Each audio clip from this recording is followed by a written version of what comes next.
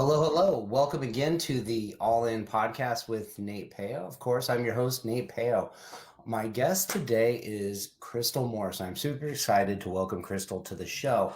Normally, I'd have this long introduction of person, how they came about, what they're up to, and all this stuff. But with Crystal, the way we connect, I think, is a fascinating enough introduction because um, she's not really that big on LinkedIn yet, but I think that there's this potential that she's going to be a force to be reckoned with. And I came across her through a previous guest of mine, Eric Everhard, was on a podcast, and then he was on Clubhouse, and I was following him on Clubhouse, and saw Crystal on Clubhouse, and followed her over to Instagram, and just saw what she was posting, and I just felt this compelling reason to reach out and say hey, I feel like I need to chat with you about being on my podcast and just having a conversation. And I reached out, we started having this conversation, and very quickly I think we just kind of started jamming real well. And I was like, it just made complete sense to come on the podcast and tell a little bit about what you're up to and what your story is, because it's actually pretty unique, the clients you're working with and how you do your thing, and even the topic around here, which is sex, love, relationships, mindset, specifically for high-performing men. So I think a lot of us out there in the world don't know how to deal with a lot of these emotions. You kind of sum it up in a lot of different ways. So welcome to the show, Crystal. Thanks for coming on. Thanks for having me, Nate. It's great. I've been looking forward to this, actually. That's super exciting.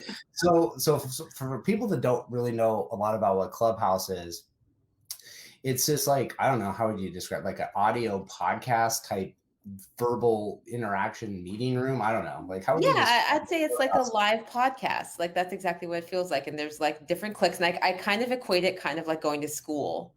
Because when you first enter in there, you kind of have the people who you kind of stumble into rooms with. And then everyone kind of gets divided into factions, whether they're going into the business rooms, whether they're going into the mom and dad rooms, whether they're going into the psychedelic rooms. And I just happened to stumble into the room led by a porn star and pickup artist. And that became who I'm now known for in Clubhouse, is just being, in the sex and relationship space. How did you come across Clubhouse and decide that that's a platform you wanted to be participating actively on? Oh, it's so funny. I am big on synchronicity. I'm big on just, I'm a manifester by a lot of nature. And so around the end of October, I was really going through a period of evolution and deciding what I want to do. And I've been fighting this, corporate versus what I really am space for a long time. And I'm sure we'll dive into that a little bit further. But around October, I decided I'm going to quit my corporate job. And, in January, it was actually January 11th, which happened to be a very, good luck day, but by a number of reasons, I decided I was going to take a 2-month leave and see what I could do and really put all my effort towards that versus staying in both feet on either side of the lane. And the man who I was seeing, who is in the tech space, got me an early invite to Clubhouse, and I kind of ended up going in. He wasn't very active on it, but I'd spent a couple times in the relationship space, and at first that's where I thought I was going to be, was in the dating space. And didn't really vibe with a lot of the dating coaches on there. It felt like it was just an area I didn't want to be. And one day I stumbled into a room, like I said, with Eric Everhart and Johnny Cassell was in there. And it was Eric's room. I think there was 6 total people in there. And I still have the photo from that first day or that first room. And I shared it with Eric recently. I was like, look, it's like our first day of school. And you look down on some days where the room will be having almost, 80 to 100 people just talking about sex and relationships or fun topics. And it's my favorite room, and I love being in there. It's so funny, because I heard about Clubhouse maybe a couple weeks before Christmas, and I was on a networking call with this guy out of Hollywood, and he's like, "Oh, you got to get on Clubhouse. You absolutely have to get on Clubhouse. It's the biggest thing, next to bigger than LinkedIn, bigger than Instagram, bigger than this." What the heck is Clubhouse? Never heard of this thing, and nobody else had heard of. Nobody I knew had heard about it, and so I started listening, and all of a sudden a few more people started talking about it, and then right after January, it was literally all these people were we got to get on Clubhouse. And then it was like kind of this like crazy mad dash of like everybody was figuring it out. If you went in a room, people followed you in rooms. And it does really feel like that, like that's first day of school where you're like, who am I going to hang out with? And like, Mhm. it's recess time. Wow, we're all out there. Who are we going to play with? And you like get, picked last for the dodgeball team. And you're like all disappointed. So you decide you can go hang out in the monkey bars with some other kids, and you kind of find your cliques and who you're niching. And then, Mhm. um, and I find that fascinating that's where you're at. But you're right. The energy you put off is different, I think, than maybe the traditional relationship coaches. But what I'm really curious about is this idea of who you are in corporate America and who Mhm. you are as a person. And when you come to that point in your life, and I think I've been there myself, and I know a lot of people struggle with this, is like you go, hey, I'm this person at work, right? And I need to do these things, but I don't feel in alignment with this. So I want to create this personal brand. But what if your personal brand is like very, very different? It's very, very far from where your expertise lies. Not just like maybe in corporate America to sex, love, and relationships, but just even like this expertise of maybe being a banker, and I want to go talk about painting. Like, how do you do Mhm. this thing where you're trying to like merge who you are in alignment of like a personal brand that like, hey, how do I combine one thing I'm really good at with one thing I'm really passionate about and still like feel in alignment with myself and not like living two separate lives? Oh, man, and I think there are some things that can merge very well. Like I definitely say like if someone's maybe an artist and they like poetry or I see those are both very artistic things, but I think for me it felt like it was like two polarizing things that I could not do at synchronistic with in synchronized because really like I had always been in the corporate tech space. I was with Apple, I was with Tesla. My LinkedIn was fantastic. I went to Amazon, which is what brought me here to Portland. And I started kind of in the coaching space around when I was still with Tesla. And even then I started posting, but I was very vague online around what I did to the point where like people would have to reach out and be like, what do you do?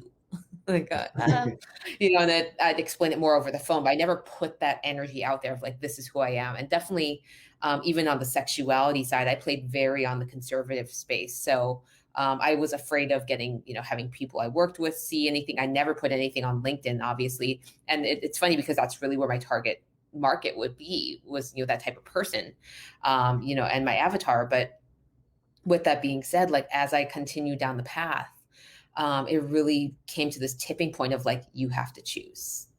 And I felt like as I was kind of continuing my days, I felt like I was living a lie every day I was going to my corporate job. I was miserable. I like a 5 hour day there felt like it was 10 years where, now I can work 10 plus hours straight. I mean, obviously it's Clubhouse, so you're just talking all the time. But like I'm constantly grinding from 4 a.m. And it feels like fun though. And that's really the biggest thing. And I think, I mentioned earlier was in October, I had that point where I was like, I had a dark night of the soul. I kept fighting it. And everyone of like my, spiritual friends were like, you're just going to have to jump. Like there is no safety net. There is no plan B. You can't transition this smoothly. And it was funny because the day that I chose to commit to the universe that I was going to quit, and I hadn't done it yet, but I just decided I was going to, was the day that the Tesla went into the S&P 500 and the stock went up tremendously. And I had one of my guy friends from Houston call me. I was at the grocery store. He's like, dude, you're rich. And I'm like, what? I like looked at the stock. I was like, oh, hello. And even then, from, as anyone can remember, from pretty much November through January, the Tesla stock went insane. So I was like, okay, universe, I get it. I'll commit, and I tried to quit. I actually put in my resignation with Amazon, and they actually asked me like, "Hey, just take 2 months, take a leave, think it over." And so I was okay. You know what? This is my safety net. This is my ability to try this out, see if it's really for me, and then I can always go back, or I can go back in a different fashion. Maybe something that would allow me that more, seamless transition, or maybe something I could work from home that wouldn't, have to allow me to put myself out there so much. And a month in with Clubhouse, I was like, no, I can't go back. Like I'm having too much fun.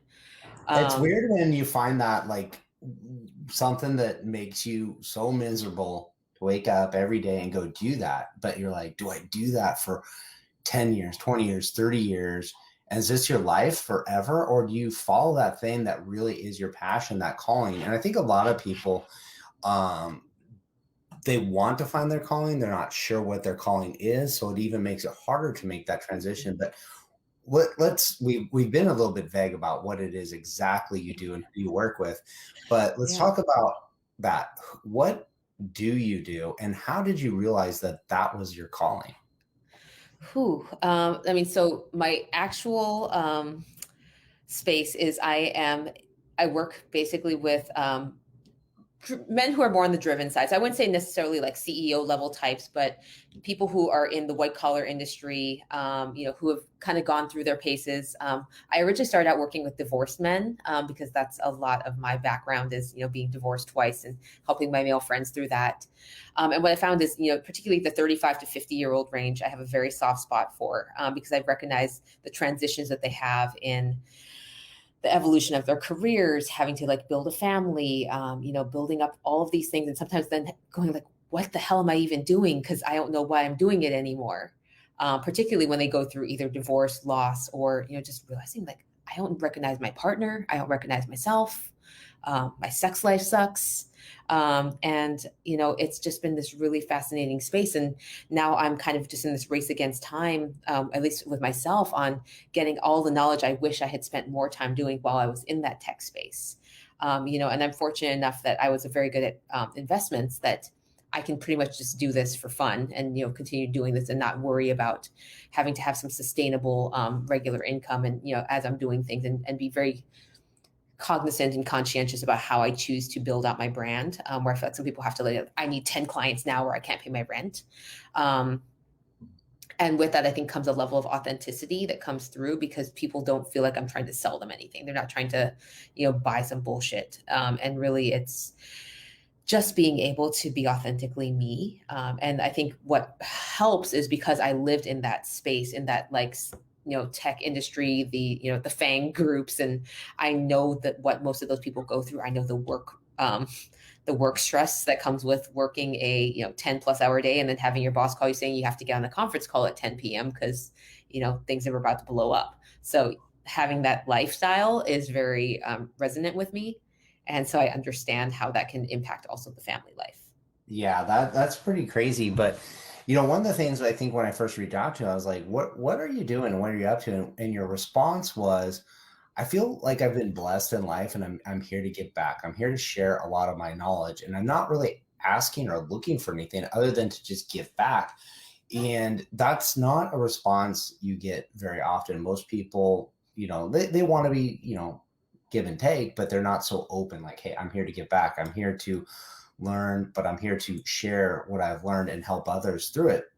And I think that in itself was why I was kind of like, hey, there's something out here where you have this energy where you can help people get better, but you're not trying to force them into, well, sign up for my 90-day program and I'm going to change your life. These are deep connections that people have with people in their lives when they've built a career, built a family, and you're like, how do you unwind what you're feeling? How do you make things better? How do you figure out what it is that's bothering you?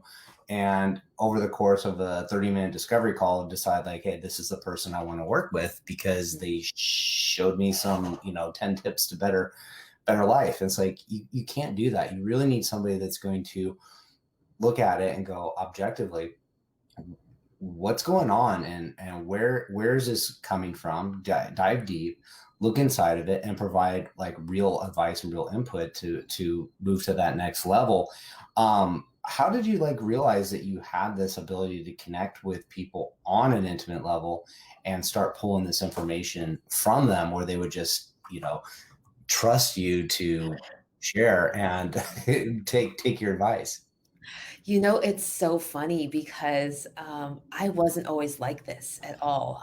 I think a large part of my story was the fact that, and I think I shared with you, Nate, was that I was very emotionally closed off for probably about 20 plus years, even my first marriage, going into my second. And corporate suicide, like I super sabotaged my life and ended up getting fired from Apple for making some dumb mistakes. And and it led to my second divorce. And I ended up, realizing like, wow, I super blew that.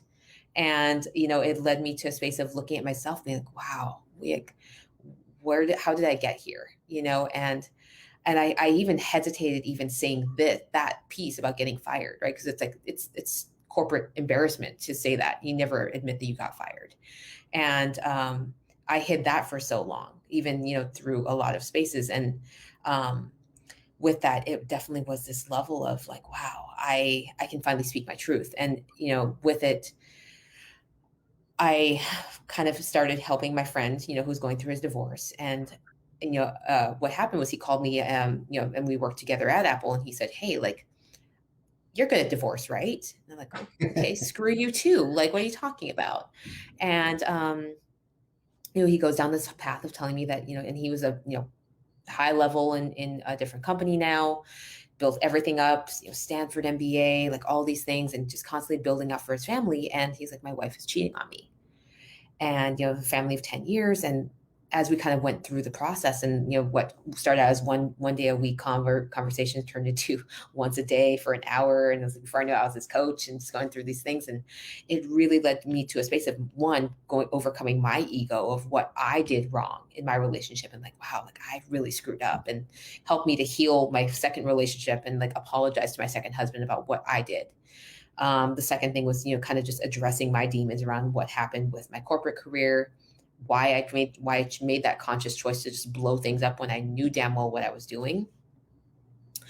And, with it, it softened me. Like it allowed me to be like more open, more vulnerable. And as I started processing that, I realized that I had also had some abandonment wounds and some things from my very first love in college. And I was like, wow, I have attachment issues from back then that I never addressed. And as I kind of continued going down that path, I became more open, and really it allowed me to heal the wound that had happened with my marriage, and allowed me to become friends with my second husband again. And that for me was huge in just becoming more open and emotionally available, because I didn't realize I had built up this fortress around my heart. And as I started kind of pouring out and writing and doing certain things, that's when people were like, oh, I like what she's saying. This resonates with me. Because a lot of my first marriage very much mimicked a lot of what a lot of men go through in their relationship, because I was the breadwinner. I like got sued for spousal support, like you name the craziness that happened. Yeah. I think too, like just in general, as a man, you're told from like a early age, right? Like don't deal with Hmm. emotions, like throw some dirt on it, don't cry, don't do this stuff, like the typical stuff. And as we grow up, we tend to ignore these emotions, and a lot of men, and I've been a big advocate of this, is like, hey, when you're in a spot of struggle, whether it's going through a life change like a divorce or job firing, or just being generally unhappy, and the thing is like, how do you go tell your friends like, hey, I'm really not so happy? And yeah, yeah, well, be happy, cheer up, get over it, Hmm. and then you go to maybe a therapist, and yes, I got the clipboard out, and you follow these things, and it's like, really, you do have to do some deep dive, some introspection, and find out what it is it's okay. One is to be okay with self-reflection and Hmm. self growth in the space around mental health, whether it's depression, whether it's just a bad part of your life that you're going through at the moment, but being okay to talk about that. And then when you start sharing some of these feelings you have, like, at least for me, like I started talking to people about like, hey, I think I have an inappropriate relationship with alcohol. I drink more than I should, but I felt weird about it. It's like, hey, I feel this way, but I don't know what to do with it. I don't really have a problem, but it's at the same time I don't feel great about it. And also all these other people come out and they say, I feel that way too. I get you. Hmm.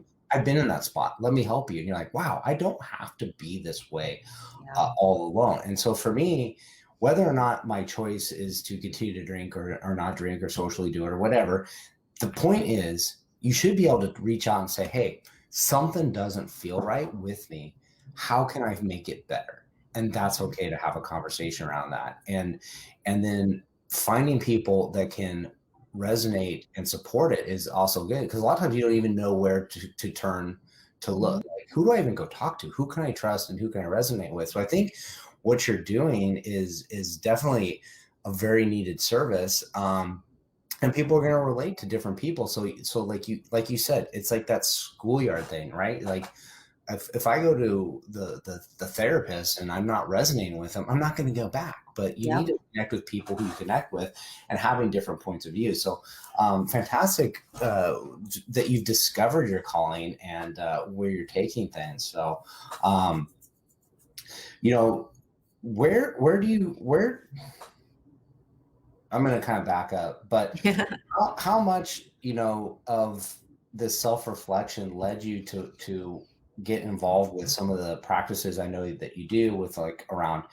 human design, or around law of attraction, or all around following your intuition? Like how much of that did you have to learn, or was that always part of your repertoire? No, I mean, definitely, and I want to kind of go back to the thing you said about like resonating with who speaks with you, or who you're speaking to. Because I went to counselors during my marriage, during my divorce, and there was times I felt like I was being judged, and like I did not want to go back to that counselor, and I was like, damn it, I wish Clubhouse was in effect when I went through my divorces. I would have so been on there, but there wasn't that space, and it's like, okay, you had therapy, which is highly judged. You can't like, oh, I'm going to go with therapy. That sounds great. Or, you're going to go to some kind of, online coach that's going to be super cheesy. So I think that's always really interesting. But yeah, I think, in looking at all of the aspects around spirituality, and that was part of like kind of becoming a softer person. Like I had never heard of people like David Data or like Joe Dispenza or any of that. Like, and I'm amazed by when I listen to like 20-year-olds now who are like quoting off Nietzsche. And I'm like, damn it, I wish I was that introspective when I was that young. Like, I don't know what I was doing. I think I was just working. Like, I just worked my ass off through my 20s. And I didn't do any of the self improvement. And then when I got, after my first and second divorce, I definitely got very heavy into the self improvement. But it was the toxic self improvement. It's like, I'm going to take this course to fix this. It's not to fix me, not to get more emotionally like centered. It's I'm a woman. I'm going to take this course so that I can get a man. I'm going to do this things strategy, and it doesn't work that way. It doesn't get you into your heart. It doesn't get you more aware. And so once I kind of tweaked that about actually getting rid of the strategy and just being more centered and happy with who I was, then every person along the way became more and more elevated, more and more a better match energetically. So I think, yeah, things like human design, things like law of attraction, like the idea of manifesting money. Like I was like, what? And I've take courses from Amanda Francis, like love her. She is great about manifesting money, and that for me was also a big thing about shifting my relatability and my how I understood money. Because I always had pretty good understanding of money, but again, my first husband spent it like water, so I had these fears and these limiting beliefs around it, and I had to reprogram how I felt about that, and like how I believed I could make money, how like what the attachment was, and also how my parents had programmed my idea about money. Because my parents were very much that type where if they saw someone with a nice car, it would be that, well, who do they think they are? So Mhm. I didn't tell my parents I had a Tesla for the entire time I had one. Like I was like, it's just easier not to explain it to them, because it's like, who does she think she is? If I finally told them the other week, like, hey guys, I bought a house in cash, and like they kind of just didn't know what to say, like, because it's a different mentality of that generation where they put money in stocks to save it and not to make money. Mhm. Um, Well, it's interesting, like the people that come across us in our lives. Like, parents are a big influence, but even just the way people interact with us, we tend to, like, take those on and put shields up of like how we feel, and then it compounds it. So like if we're told a certain way as a child, then our relationships evolve that way. Then we start, acting out a little bit. But I don't want to get too deep into that action, because that could be, a whole bunch of topics. And I think you got like, I think you're going to be a pretty big force here on LinkedIn once you get going on here, just like you've done on Clubhouse. But before we move into my last question, I want to mhm. know, like, what are the questions a man, maybe a woman too, so anybody says like, hey, I'm not feeling it. Should I be reaching out to work with someone like you, Crystal? Like where does that awareness journey begin to the point where I'm going to reach out and have a conversation with you about working together? Honestly, every time it's shown up for me has always been with either something I've said or, it resonated with them, it's triggered something. And every person who has reached out has been out of intuition, kind of like with you, it's just like, I don't know what it is, but I'm being told to reach out to you. I don't active outreach people at all. I don't, do the whole cheesy, like, hey, how are you doing? How's your relationship going? Like, we've all had those really salesy DMs in our Instagram or our Facebook links, and that to me just it feels really gross in my body because I can't do it. And I think that's what when we first talked about the idea of just kind of giving without question. And I think when you do that, people are like, okay, she's authentic. Like I'll buy what she's saying, selling. And most people, they don't necessarily need to have the accreditations. They don't need to necessarily have certain things. Absolutely, if you're a doctor, if you're doing certain things, if I was prescribing medication, like absolutely get the accreditations. But I think for most people, they just want someone who they can relate with and who they can open up to. And obviously, like I am also big on self improvement, so I am always kind of doing the work to better myself and my knowledge. Um, but I think it's twofold. I think it's intuition of like continue to see how this person shows up day after day, not making a decision about someone, out of fear or out of concern that you're going to lose everything. Because I think anytime someone's on the fence, I just give them space. I'm like, hey, you know what? Go think about it. Come back. And I have people come back after like 6 months, be like, hey, you know what? I thought about it. Now's the right time.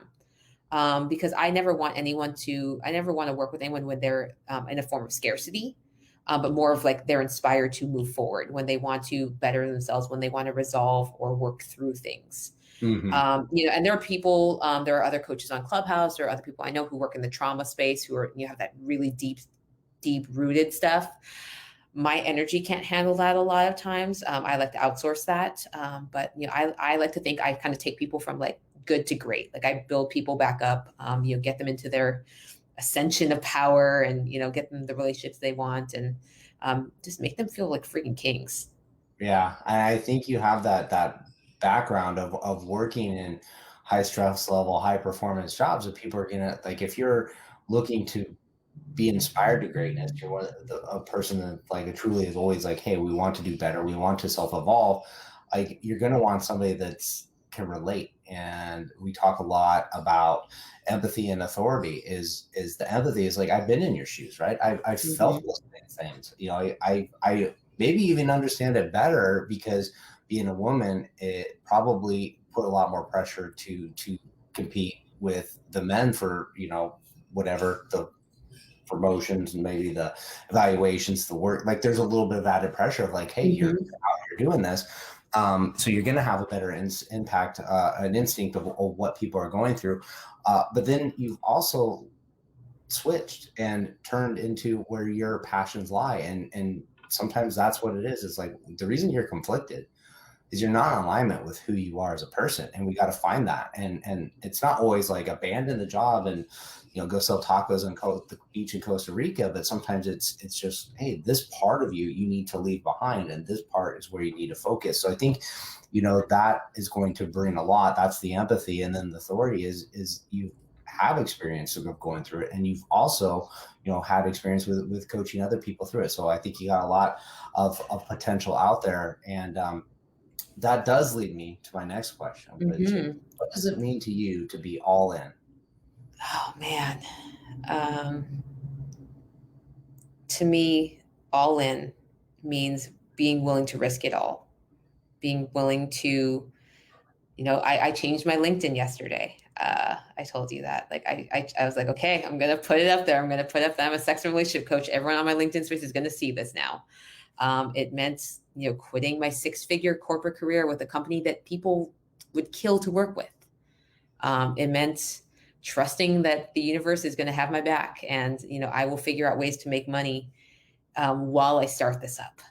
And that clients will continue to come to me and not worry about like having to like eat and feed and do all these certain things. And I'm lucky that I have that manifesting energy that I can bring that. But I think it was also with shifting my mindset of like trusting that and not being out of scarcity. Because if I had went onto Clubhouse and, been trying to sell myself, and we've all seen those people in the rooms where, it's like, hi, my name's Becky Sue. I'm an actor, writer, author, blah, blah, philanthropist. And like their resume is 10 miles long and then they're trying to sell themselves. No one resonates with that. I want to have a question. I'm just going to give you my pitch and then Yeah. and then answer my own question, right? And then I'm going to leave the stage immediately because I just wanted to pitch and leave the stage. So, we've seen that person, the selfless promoter. And so, yes, all in is just being freaking fearless. And what comes to me is I used to look at that quote, that everything you want's on the other side of fear, for like a year. Looked at it, had it up there, had it on my phone screen. And I realized I wasn't actually stepping on the other side of fear. I was on the line, kind of dancing on either side, jumping rope maybe once in a while, but never stepped over. And now you have. mm-hmm. What's interesting is changing that LinkedIn profile is like, it doesn't sound like a big deal, but it really is, because like, it's one thing to go, I think, into let's call Clubhouse the new school, right? Like Mm-hmm. you move schools in the middle of the year, and you can be whoever you want at the new school, right? You can go in and dye your hair blonde, join the basketball team, quit the basketball team, right? Go redefine who you are. Go from the nerdy kid to the popular kid, or popular kid to the nerdy kid. But then after you've defined yourself, and then you go back to your old school and you walk in and this is me, like, there's that thing of like, how are people going to take this that and respected, right? I mean, there's people that you might consider like haters, gossipers, but there's probably also people that you like really looked up to and mentored you and looked down, like it said, like, hey, you got so much potential, and you're like, am I letting them down, switching what I'm doing? So that I applaud you for making that change. It's never easy to switch that hat of this, is because a lot of times people go like, what are you doing? Like, what's wrong with you? You're throwing it all away. Mm-hmm. And some of my favorite people have done just that. They've been, corporate lawyers on Wall Street, and went to the pedigreed schools and put all that effort in to get there, and realized they hated it and left to go do something else, which a lot of people be like, you went to go do what? Mm-hmm. An online coach? Are you crazy? And sometimes you just have to leave that behind and not worry what everybody thinks. And I think, the real friends, they're going to step up and support what you do. You're going to make new people that influence your life a ton. And the people that don't step up and support, that's okay too. They're not ready to receive that message, and people come and go. Everybody's essentially temporary in this life, some a little bit more than others. LinkedIn and Facebook and social media keeps people that normally would have exited your life, you'd never see again, a little bit more current. But that's okay, and I'm really excited to see where your journey goes. It's actually really funny. I always used to say that every day of the new job, every time I updated my resume, because I used to be a job hopper before Tesla, like every 2 years, a new job. And then Tesla was for 4 years. And I always used to say it's not official until it's LinkedIn official. And it's funny for me. I was like, oh, I just made LinkedIn official last night. Like it felt real, because I was like, okay, I'm committing to this. I'm doing this. And yeah, I mean, it's spot on. It's definitely like you can have that alter ego in certain platforms. And it's funny because the more I put myself out there, the more I'm like authentically just whoever I am. And when I first tried to come out, and this is kind of really very true of the spaces, I tried to be very buttoned up. I tried to be, maybe hide my sense of sexuality. I tried to be very like, I don't even know who I was trying to be, but I had a button up shirt and just looking all professional. And I was awkward. Like I felt uncomfortable in my own clothes. I was like, no, I'm just going to be me. Like, and, I don't care how I show up. It's going to resonate with someone. And my Facebook, it's interesting because my Facebook number stays almost consistent. I will accept about 15 people a day, and about 15 people will leave. I'm like, okay, like self-select out. It's perfect. It works that way. So awesome. So where can people go if they want to get connected to you and learn more about you, and maybe a little bit about where they can find you on Clubhouse? Yeah. So definitely on Clubhouse, I am Crystal Morris. I think there's a 7 at the end, but if you find me, big old smile, you'll see it. Also on my Instagram is Masculine Research Institute. Website is being built now, so that should be also as follows: masculineresearchinstitute.com. And I'm also on Facebook. Awesome. So those are linked here in the show notes. So I encourage everybody to reach out and connect with Crystal. If you haven't connected with her on LinkedIn, please do. And if you do reach out and connect with her and you have a conversation, please let her know you heard about her on the All In podcast with Nate Peo. Thanks, Crystal. Thanks, Nate.